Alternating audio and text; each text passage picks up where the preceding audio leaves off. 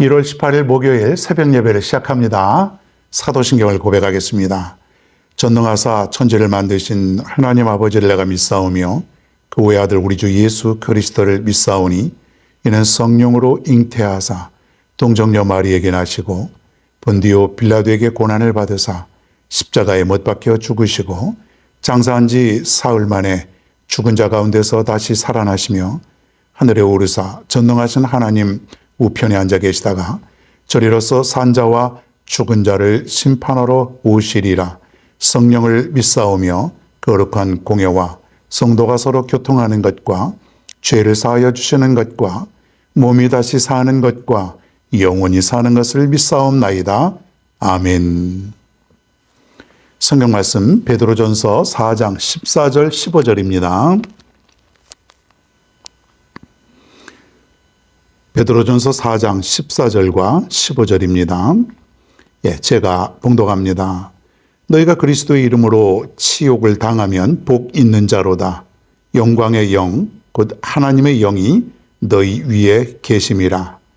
너희 중에 누구든지 살인이나 도둑질이나 악행이나 남의 일을 간섭하는 자로 고난을 받지 말려니와. 아멘. 참으로 복된 자가 어떤 사람인지를 다시 한번 오늘 본문 말씀을 통해서 살펴보겠습니다. 지금부터 약 100년 전, 99년이죠. 정확히는 1925년 소련, 과거에는 소련이라 그랬죠. 이 1925년 이때의 소련이 기독교인들을 많이 박해를 하게 됩니다. 그래서 기독교인들을 잡아들이고 가두고 처형하고 그랬던 그 시절이 있었는데, 그때 그 기독교인들을 박해하던 총사령관이 있었습니다. 총책임자. 자, 그런데 그 사람이 그 기독교인들을 막 잡아들이고 또 처형하고 모진 고문을 하고 그러는데, 마침 그 총책임자인 그 사령관의 부인이 그리스도인이었어요. 그리스도인. 그런데 그것이 알려져서 그 여인도 함께 이제 취재를 당하게 됩니다.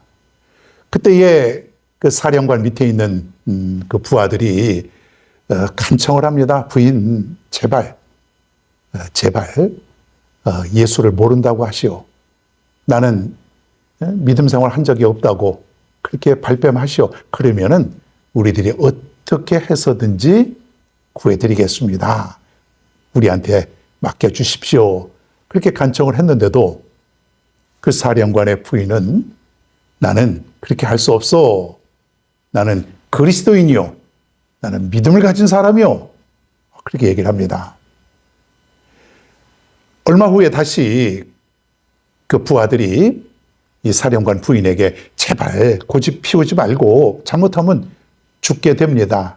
큰일 납니다. 우리가 어떻게든지 손을 써서 구해드릴 테니까 제발 모른다고 하시오. 나는 그리스도를 모른다고 하시오.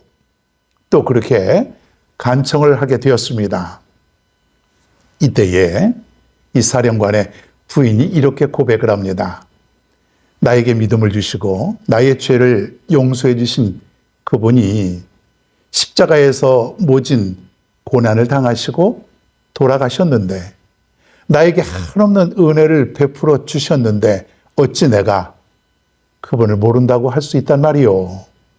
나는 절대로 그럴 수 없어. 그렇게 대답을 합니다.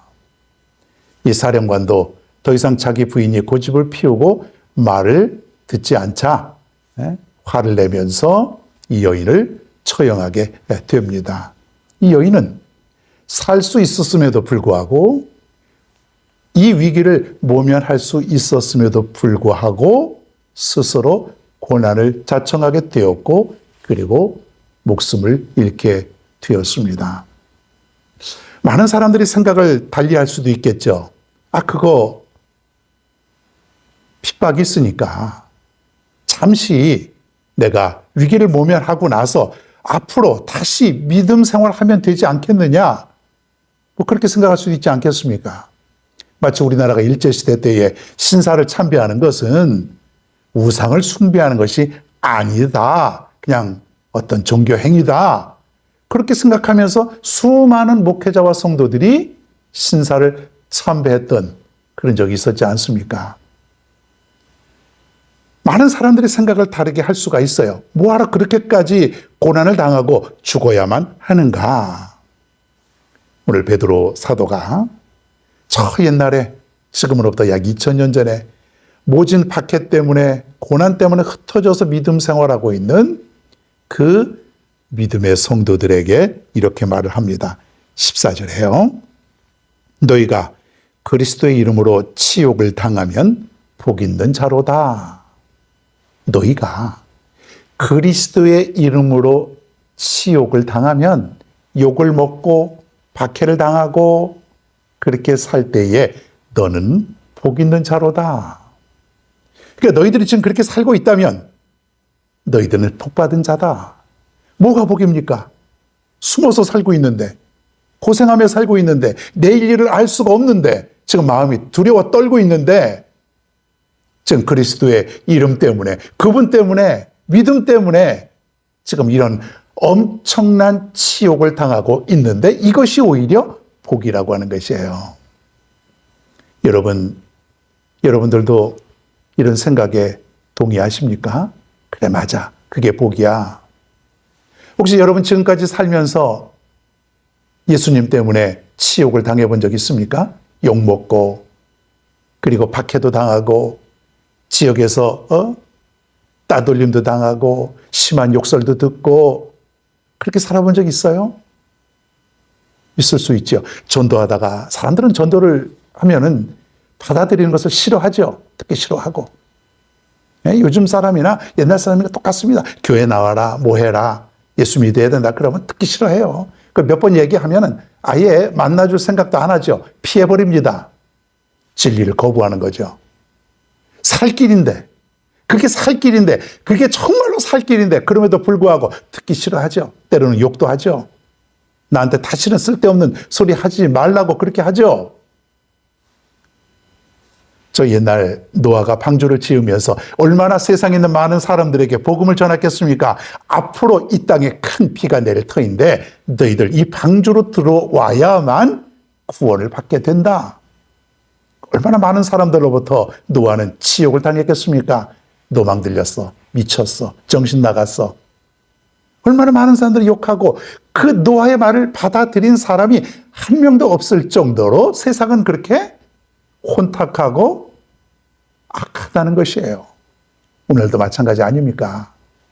그런데도 우리가 그리스도의 이름으로 고난을 당하고 치욕을 당하고 살아간다면 어떤 사람이에요? 복받은 자다. 복받은 자다. 여러분, 그리스도를 위해서 내가 고난당할 때에, 치욕을 당할 때에 진정한 복이 있는 줄로 믿으시기를 바랍니다. 그래서 낙심하지 말아야 됩니다. 나는 진정한 복이 있구나. 나에게 그리스도 때문에 진정한 내가 복을 얻고 살아가는 것이구나. 이런 여러분 모두가 될 수 있기를 바랍니다. 생각을 바꿔야죠. 잘 되고 평안하고 모든 것이 바라는 대로 이루어지고 아무런 문제 없이 형통하고 이것이 복이 아니라 그리스도를 위해서 내가 치욕을 당하고 살아갈 때에 치욕을 당하고 살아가는 것은 뭘까요? 그분을 위해서 내가 사명을 감당하고 살아가는 것 아닙니까? 복음도 증거하고 헌신하고 봉사하고 그런 삶을 살아가니까 때로는 그러한 치욕과 모욕과 박해를 당하게 되는 것 아닙니까? 그게 오히려 복이라는 거예요. 믿을 수 있기를 바랍니다. 자, 그런데 15절을 보니까 이런 말이 있네요. 너희 중에 누구든지 살인이나 도둑질이나 악행이나 남의 일을 간섭하는 자로 고난을 받지 말려니와. 자, 고난은 고난인데 어떤 고난이야 이거예요.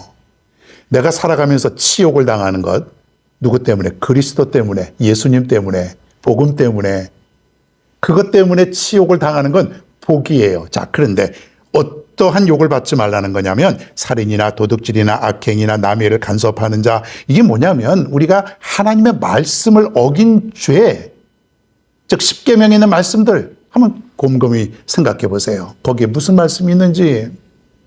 내가 그 말씀을 제대로 지키지 않을 때에 고난을 당할 수 있다는 것이에요. 이 고난은 뭐예요? 죄의 대가죠. 우리가 얼마나 많은 그런 죄가 있습니까? 남을 미워하는 죄, 그리고 함부로 남에게 말을 전하는 죄, 남을 실족하게 하는 죄, 말로 전하는 죄도 수십 수백 가지도 넘을 것이에요. 꼭 살인하고 강도짓하고 사기치고 이런 거 아니더라도요. 얼마나 많습니까? 이것으로 인한 고난이죠. 죄값, 하나님이 내게 내리시는 그 벌, 이것을 인하여, 허물로 인하여 너희들이 욕을 받지 말라. 저 사람 잘못했어. 저 사람 나쁜 사람이야. 여러분, 이건 고난이 아니에요. 이건 그리스도로 인한 치욕이 아니에요. 내가 잘못해서 얻은 그런 죄의 값이죠. 그 사람들이요, 그리스도인들이 잘못을 할 때 보면은 저 문제야. 저 나쁜 사람이야. 저 교회가 저래. 교회 다니는 사람 왜 저래? 상종할 수 없어. 여러분, 이것으로 인하여 욕을 먹는다는 것은 절대로 복이 아니라는 거예요. 그러니까 구분할 수 있어야 돼. 과연 내가 그리스도로 인한 박해요 고난이냐, 아니면 내 허물로 인한 것이냐. 허물로 인한 게 훨씬 많겠죠. 가만히 보면 우리는 내 잘못으로 인한 그런 고난이 훨씬 더 많겠죠. 그렇기 때문에 우리는 날마다 회개하는 것 아닙니까? 날마다 하나님 앞에 무릎 꿇고 진정으로 눈물을 흘리면서 진실된 마음으로 내가 하나님 앞에 회개하는 것 아니겠습니까? 우리는 그걸 잘 몰라요. 회개도 잘 안 해요. 그냥 여전히 그 허물을 가지고 살아가는 것이에요. 또 죄를 짓고 살아가는 것이에요. 계속 쌓아두고 살아가는 것이에요. 나중에는 돌이킬 수 없는 그런 삶이 될 수밖에 없다는 것이에요. 이제부터는 허물로 인한 그런 고난이 아니라 그리스도 때문에, 예수님 때문에 욕먹고 예수님 때문에 박해받고 예수님 때문에 고난받는 것을 즐거워하며 그것을 진정한 복으로 알고 살아라. 오늘 우리에게 해주시는 말씀입니다. 그래서 바울은 항상 기뻐하라. 어떤 상황 속에서도, 박해 속에서도, 고난 속에서도, 치욕을 당하면서도 기뻐할 수 있는 그런 믿음을 가지란 얘기예요. 오늘 이 아침에 우리에게 주신 이 말씀 깊이 생각하시면서 오늘 하루도 이러한 복을 누리며 살아갈 수 있는 저와 여러분 모두가 다 될 수 있기를 바랍니다.